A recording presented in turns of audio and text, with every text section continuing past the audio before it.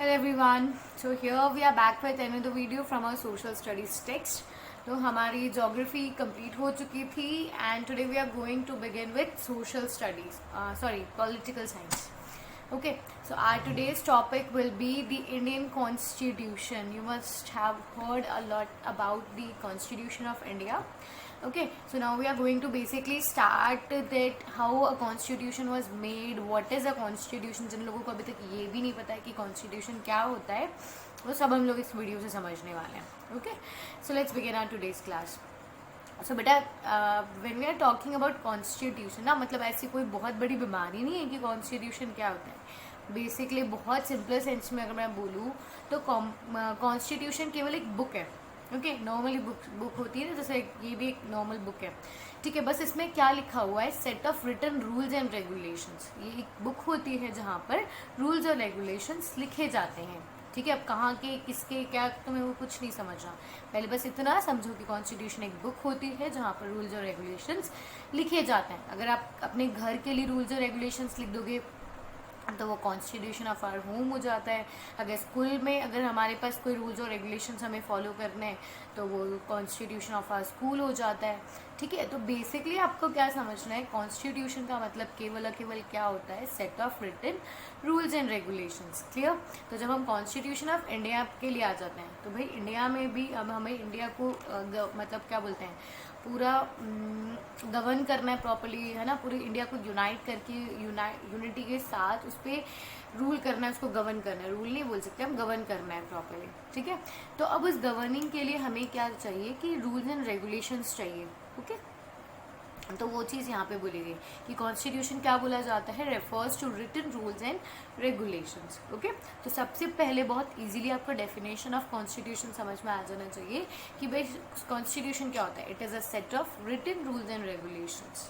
ठीक है, रूल्स और रेगुलेशंस रिटन फॉर्म में हमें मिलते हैं, वो कॉन्स्टिट्यूशन होता है. और अगर और ब्रीफ में हम इस डेफिनेशन को समझेंगे तो rules and principles which determine how a country is governed and which give its citizen certain rights from the constitution of a country. अब ये क्या था, मतलब इतना ज़्यादा कॉम्प्लेक्स कुछ भी नहीं था. कॉन्स्टिट्यूशन क्या होता है, set of written rules and regulations. तो भाई अभी हम बात कर रहे हैं कॉन्स्टिट्यूशन ऑफ इंडिया की, इंडियन कॉन्स्टिट्यूशन की. तो वो क्या चीज़ है, इंडियन कॉन्स्टिट्यूशन को हम कैसे डिफाइन करेंगे. ये भी रिटन रूल्स और प्रिंसिपल्स हैं. ठीक है, जो डिटर्मिन करती है कि एक कंट्री किस तरीके से काम करने वाली है. लाइक फॉर एग्जाम्पल हम लोग बोलते हैं कि हमारे कंट्री के अंदर 3 फॉर्म्स ऑफ गवर्नमेंट होगी, that is central, state, local one. या फिर हम लोग इंडिपेंडेंसी देते हैं क्या बोलते हैं, लेजिस्लेचर, एग्जीक्यूटिव एंड जुडिशरी को. तो ये जो मतलब डिफ्रेंसिएशन होता है कि किस तरह से गवर्नमेंट चलने वाली है, काम करने वाली है, और सिटीजन्स को क्या क्या राइट मिलने वाले हैं. ठीक है, ये सब कहाँ डिफाइंड होते हैं, कॉन्स्टिट्यूशन ऑफ इंडिया के अंदर. Yeah, now talking about the next thing, that constitution. Why should a country have constitution? Constitution की बात तो हमने समझ ली कि बात constitution का मतलब क्या होता है कि भाई constitution is a set of written rules and regulations. Okay, now एक कॉन्स्टिट्यूशन क्यों ज़रूरी होता है किसी भी कंट्री के लिए. The constitution of a country tells citizens what kind of society they are living in and what are the values of the society they uphold. बहुत अच्छे से समझना. हमारा कॉन्स्टिट्यूशन क्या बोलता है, that we follow equality, we follow justice, we follow brotherhood. ठीक है, इसका मतलब क्या है, हम लोग इक्वालिटी को मानते हैं, भाईचारे में बिलीव करते हैं, सभी रिलीजन की इक्वालिटी पे, सेक्युलरिज्म पे हम बिलीव करते हैं. तो इसका बेसिक मतलब क्या होता है बेटा, हमें एक आइडिया मिलता है. लेकिन अगर हम बहुत सी कंट्रीज़ की सिचुएशन देखें तो वहाँ क्या होता है कि एक पर्टिकुलर रिलीजन को, पर्टिकुलर कल्चरल ग्रुप को वहाँ पे मतलब डोमिनेंस मिल जाता है ना, वो ज़्यादा पावरफुल होते हैं. पर हमें हमारी कंट्री से ये बहुत अच्छे से पता है. ठीक है, कि हमारे कॉन्स्टिट्यूशन को देखकर कि हमारा जो कॉन्स्टिट्यूशन है या हम लोग जो है वो क्या करते हैं, वो किसे फॉलो करते हैं, इक्वालिटी को. सॉरी. ठीक है, मतलब आपको एक पता चल जाता है, एक ओवरऑल आउटलुक मिल जाता है कि India being a form of country ये क्या करती है, equality, fraternity, brotherhood, justice, unity, इन सब में बिलीव करती है. Okay, what kind of society are living in, हमें उसका आइडिया मिल जाता है. Next it tells citizens what type of government they have. जैसे अभी हम लोग बोलते हैं कि हमारे पास एक डेमोक्रेटिक फॉर्म ऑफ गवर्नमेंट है जो किसने बिलीव करती है, equality between the people believe करती है, राइट। तो ये सारी चीज़ें आपको एक बहुत कॉन्स्टिट्यूशन से में प्रिस्क्राइब्ड होती है that constitution of India follows a democratical form of government, monarchial form of government या फिर डिक्टेटोरियल फॉर्म ऑफ गवर्नमेंट। तो उसमें से हम क्या यूज़ करते हैं, डेमोक्रेटिक। डेमोक्रेसी का मतलब तो आप अच्छे से समझते हो, for the people, to the people and by the people. It defines the power of government so that the government can not misuse its authority. अब ठीक है, वैसे अभी अपन ने बताया कि रूल्स एंड रेगुलेशंस लिखे जाते हैं, ठीक है, समझिए, रूल्स और रेगुलेशंस लिखे जाते हैं, ठीक है। रूल्स और रेगुलेशंस लिखने के बाद में क्या होता है कि रूल्स एंड रेगुलेशंस में किसके लिए लिखे जाते हैं, एक तो सिटीजन्स के लिए लिखे जाते हैं और एक गवर्नमेंट के लिए लिखे जाते हैं कि गवर्नमेंट किस तरह से परफॉर्म करनी है, ठीक है। तो बेटा बहुत बेसिकली क्या होता है कि हम लोग इलेक्शंस कर देते हैं, सारी पावर दे देते हैं हम किसको, मिनिस्टर्स को।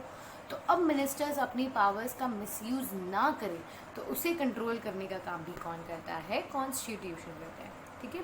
It defines right to the citizens and their duties, मतलब हमें हमारे राइट दिखलाता है कि भाई हम एजुकेशनल राइट्स हमें मिलते हैं, हम राइट टू स्पीक हमें मिलता है, right to move anywhere in the country. तो ऐसे जो हमारे बेसिक फंडामेंटल राइट्स, ये हमें कौन दिलाता है, constitution. Sorry, okay, so why do we need a constitution. अभी तक भी हमने पहले भी इसी क्वेश्चन के बारे में पढ़ा था कि भाई कॉन्स्टिट्यूशन क्यों ज़रूरी होता है, ठीक है, और हमारी जैसी कंट्रीज़ के लिए भी कॉन्स्टिट्यूशन क्यों ज़रूरी है। तो ये कुछ सिमिलर टाइप ऑफ क्वेश्चन हैं, तो इनमें आप कंफ्यूज मत होना, why should a country have a constitution और what is the need of having a constitution. Similar है, बस इसको और ज़्यादा ब्रीफ में आपको समझाया जा रहा है। तो अगर आपसे 5 मार्क का क्वेश्चन पूछ लिया जाता है, ठीक है, तो आप किन्हीं भी 5 पॉइंट्स को लिख सकते हो। So talking a constitution serve as a number of purpose. It reflects aspirations of the citizens of the country. Aspirations का मतलब क्या होती है, हमारी desires, ठीक है, कि हम हमारी कंट्री को किस तरह से देखना चाहते हैं। तो जब हम कॉन्स्टिट्यूशन लिखते हैं तो हमने मतलब हमारे गोल्स बता देते हैं कि हम इक्वालिटी चाहते हैं, फ्रीडम चाहते हैं, यूनिटी चाहते हैं, क्या क्या चीज़ें हम लोग एक्सपेक्ट करते हैं हमारी गवर्नमेंट से, वो सारी चीज़ें हम लोग लिख देते हैं, ठीक है। तो it reflects aspirations of the citizens. Second, it provides knowledge regarding the composition, powers and functions of the executive, legislature, judiciary organs of the government. फिर अभी मैंने बताया था कि ये क्या करता है, काम भी बता देता है, किसका काम बता देता है, गवर्नमेंट का काम बता देता है। तब गवर्नमेंट क्या है, लेजिस्लेचर, एग्जीक्यूटिव, जुडिशरी है ना, ठीक है, तो ये उनके काम भी हमें स्पेसिफाई कर देता है। It defines a countries political system, कि एक हमारा पॉलिटिकल सिस्टम कैसे काम करेगा, कि हेड कौन होगा, प्राइम मिनिस्टर क्या उनका क्या काम है, प्रेसिडेंट का क्या काम है, सेंट्रल गवर्नमेंट का क्या काम है, स्टेट गवर्नमेंट का काम क्या है। ये हर एक चीज़, छोटी से छोटी चीज़ हमारी कंट्री के कॉन्स्टिट्यूशन में डिफाइंड है, okay. It contains safeguard against the misuse of political powers. यही चीज़ हमने पीछे डिस्कस की थी अभी, कि अगर कोई लीडर जो है, अगर वो अपनी पावर्स का मिसयूज़ करता है तो उसे किसके थ्रू कंट्रोल किया जा सकता है, हमारे कॉन्स्टिट्यूशन के रूल्स और रेगुलेशंस के थ्रू, ठीक है। हमने हमारे कॉन्स्टिट्यूशन में अगर कोई अपनी पावर्स का मिसयूज़ करता है तो उससे किस तरह से डील किया जाए, वो भी हमने हमारे कॉन्स्टिट्यूशन में बता रखा है। It plays a significant role to play in a democratic society. मतलब डेमोक्रेसी में क्या होता है ना, अगर आप ये चीज़ मान लो और एक्सेप्ट कर लो, आगे भी आप ये चीज़ 9th स्टैंडर्ड में भी सिमिलर वापस हमें ये कॉन्स्टिट्यूशन वाला चैप्टर पढ़ना, why do we need a constitution, ठीक है, what is constitution and why do we need a constitution, ये चैप्टर है आपका वापस है 9th स्टैंडर्ड के अंदर, ठीक है। तो जब हम लोग ये चैप्टर पढ़ते हैं तो हमें उससे ये चीज़ समझ में आ जाता है कि किसी भी डेमोक्रेटिक कंट्री के लिए कॉन्स्टिट्यूशन होना बहुत ज़्यादा ज़रूरी है। मतलब बोलते हैं ना, जो कंपलसरी वाली बात होती है कि अगर कोई कंट्री डेमोक्रेटिक है तो उसको कॉन्स्टिट्यूशन होना ही चाहिए, अगर उसके पास कॉन्स्टिट्यूशन नहीं है तो वो शायद डेमोक्रेटिक नहीं कहलाएगी, ओके, इस तरह से। नाउ बात आती है कॉन्स्टिट्यूशन क्या है, समझ आ गया, कॉन्स्टिट्यूशन क्यों चाहिए वो भी बहुत अच्छे से समझ आ गया। 5 points from there and 5 points from now. तो अगर आपसे 5 मार्क का क्वेश्चन आ सकता है तो आप 6 to 7 पॉइंट बहुत इजीली एक्सप्लेन कर सकते हो। पर अब बात आती है कॉन्स्टिट्यूशन क्यों बना था, ठीक है, और कैसे बना था, हम इसकी वाली स्टोरी समझते हैं। तो अब ये पूरी एक स्टोरी आपको समझनी पड़ेगी कि भाई कॉन्स्टिट्यूशन ऑफ इंडिया के पीछे क्या प्रोसेस था, क्यों ये बना और किस तरह से डिमांड उठी थी कॉन्स्टिट्यूशन ऑफ इंडिया की। तो बेसिकली मैं बताऊं बेटा कि जब कॉन्स्टिट्यूशन ऑफ इंडिया की बात हुई थी तो constitution of India was a like बोलते ना स्ट्रगल ऑफ इंडिपेंडेंस। मतलब स्ट्रगल ऑफ इंडिपेंडेंस को आप कैसे समझोगे इसके अंदर कि जब हमारी कंट्री आज़ाद होने वाली थी ब्रिटिशर्स से, या ठीक है जब हम इंडिपेंडेंट भी नहीं हुए थे, तो लोगों को ये चीज़ समझ आ गया था कि यार यहाँ पर अभी जो रूल्स है वो ब्रिटिशर्स के लग रहे हैं, पर ये चीज़ तो नहीं होनी चाहिए, कंट्री हमारी है, हम इस पर मतलब बोलते हैं ना कि हमारे रूल्स और रेगुलेशंस बने। Extremely extremely extremely sorry, please don't offence मत करना इसके ऊपर, ठीक है। तो वैसे कॉन्स्टिट्यूशन ऑफ इंडिया को क्या बोला जाता है, सुप्रीम लॉ बोला जाता है, मतलब सबसे बड़ा लॉ, चाहे वो प्राइम मिनिस्टर हो, चाहे वो एक प्रेसिडेंट हो, चाहे एक पुअर फार्म हो, सब पर कॉन्स्टिट्यूशन के रूल्स और रेगुलेशंस इक्वली अप्लाई होंगे, ठीक है। तो जब हम लोग बात करते हैं कॉन्स्टिट्यूशन ऑफ इंडिया की, तो मैं सबसे पहले बता रही हूँ क्या हुआ था कि 1935 के अंदर जो कांग्रेस थी ना, उन्होंने डिमांड रख दिया था कि हमें तो क्या चाहिए, कॉन्स्टिट्यूशन चाहिए, ठीक है। तो उनकी डिमांड उस टाइम पे तो मतलब लाइक ब्रिटिशर्स ने पूरी नहीं करी, पर 1940 आते आते क्या होता है कि ब्रिटिशर्स उनकी डिमांड को एक्सेप्ट कर लेते हैं कि हाँ चलो ठीक है तुम अपना कॉन्स्टिट्यूशन बना लो, ओके। फिर उसके बाद में जब ये कॉन्स्टिट्यूशन मतलब बनने का तैयार तो जाता है 1946 के अंदर। अब क्या होता है कि अब देखो इन्होंने क्या था, डिमांड रखी थी कॉन्स्टिट्यूशन बनाना है 1935 में, 1940 में डिमांड एक्सेप्ट भी कर ली गई थी, पर अब बात आती है कॉन्स्टिट्यूशन कौन बनाएगा, है ना, कोई तो उसे लिखने वाला बनाने वाला चाहिए। तो कॉन्स्टिट्यूशन बनाने के लिए उन्होंने क्या सोचा कि कॉन्स्टिट्यूएंट असेंबली बना, ठीक है, कॉन्स्टिट्यूएंट असेंबली बनाते हैं जो इस कॉन्स्टिट्यूशन को लिखेगी। कॉन्स्टिट्यूएंट असेंबली कुछ भी नहीं है, मतलब बहुत छोटी सी चीज़ है कि इलेक्टेड मेंबर्स हैं इसके अंदर जो कॉन्स्टिट्यूशन के रूल्स और रेगुलेशंस फ्रेम करेंगे, ठीक है। ये कॉन्स्टिट्यूएंट असेंबली क्या होती है कि बस नॉर्मल सी चीज़ है कि कॉन्स्टिट्यूएंट असेंबली क्या करेगी, रूल्स और रेगुलेशंस फ्रेम करेगी कॉन्स्टिट्यूशन के बारे में, और इसमें सारे इलेक्टेड मेंबर्स आते हैं जो कॉन्स्टिट्यूशन को फ्रेम करने वाले हैं। तो वही चीज़ आपकी यहाँ पर भी लिखी हुई है फर्स्ट पॉइंट के अंदर कि कैबिनेट मिशन ऑफ 1946 फाइनली क्या हुआ था वहाँ पे, 1935 में इन्होंने सोचा, इनिशिएट किया था, 40 में इनको परमिशन मिल गई थी, फिर 46 से इन्होंने क्या करवाया, सबसे पहला इलेक्शन करवाया। सबसे पहला इलेक्शन हुआ है कॉन्स्टिट्यूएंट असेंबली को बनाने के लिए, तो कॉन्स्टिट्यूएंट असेंबली बनती है फाइनली, ठीक है। और उसके बाद में टोटल कितने मेंबर्स यहाँ पर इलेक्ट किए जाते हैं, 389 लगभग नियरली मेंबर्स जो होते हैं वो यहाँ पे इलेक्ट हो जाते हैं, ठीक है। तो आपको यहाँ पे समझ में आ गया कि 389 मतलब 1946 की स्टोरी थोड़ी बहुत समझ में आ गई होगी कि 1946 में किस तरह से कॉन्स्टिट्यूशन फ्रेम करने की डिमांड आ गई थी, ओके। तो अगर आप देखोगे आगे नेक्स्ट पेज पे, तो अब कॉन्स्टिट्यूएंट असेंबली बन चुकी है, फर्स्ट टाइम इलेक्शन हुए हैं कॉन्स्टिट्यूएंट असेंबली के 1946 में। तो जब ये असेंबली बन जाती है तो इस असेंबली के जो प्रेसिडेंट हैं वो तो कौन होते हैं, डॉक्टर राजेंद्र प्रसाद।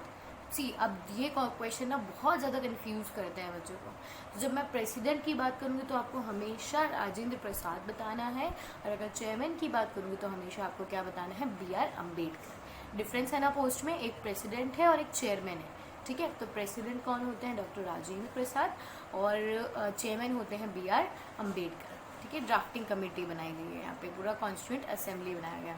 तो जब constituent assembly for the first time बनी थी, द असेंबलीमेंट, ठीक है, जो सबसे पहली बार बनी थी उसमें मेंबर्स थे नियरली 385 मेंबर्स थे, ओके। 385 या 389 अगर आप पढ़ते हो तो भी कोई दिक्कत नहीं है, नियरली इतने मेंबर्स वहाँ पर उस टाइम पे थे।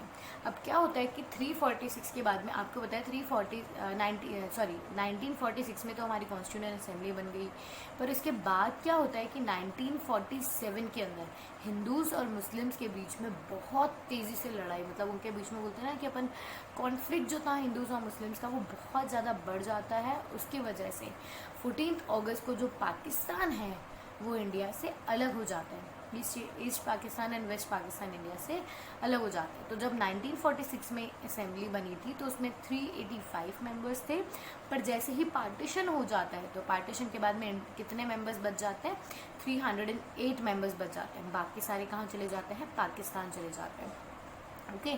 तो now the constitution of India, तो आपको तो इतनी ही स्टोरी समझनी थी कि भाई ये फ्रीडम स्ट्रगल की स्टोरी है हमारी, 30 में 35 में हमने डिमांड की, 40 में परमिशन मिली, 46 में असेंबली बनाई, फिर असेंबली भी बनी, पर उसके बाद में 1 साल बाद में पार्टीशन आ गया, फिर उसके बाद में हमारे पास कितने मेंबर्स रह गए, 308 मेंबर्स रह गए।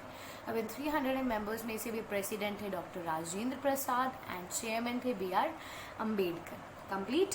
तो अब कॉन्स्टिट्यूंट असेंबली जो बन करके तैयार हो गई थी प्रॉपर्ली, अडॉप्टेड अगर और इनेक्टेड का अगर टर्म आपके पास यूज़ किया जाता है, तो हमारी बेटा जो कॉन्स्टिट्यूशन है वो बन करके तैयार हो गया था 26 नवंबर 1949 के दिन में।